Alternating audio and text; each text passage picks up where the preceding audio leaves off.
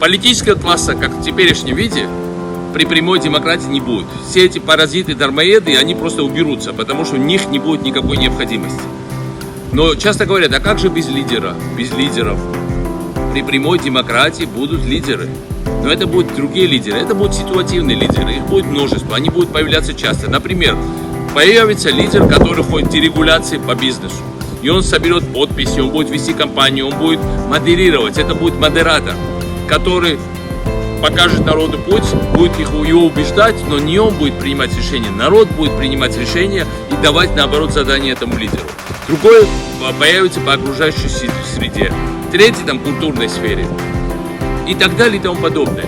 Много разных лидеров, разных возрастов, разных социальных групп, и они будут заслуживать свое лидерство тем, что что-то сделали для людей, а не потому, что когда-то заплатили деньги за избирательную кампанию и купили себе место в парламенте или в списке какой-то партии и должны диктовать нам, как дальше жить. Такого больше не будет. Это будут настоящие лидеры, но их будет много, и они будут больше модераторами. Не они будут указывать народу, народ будет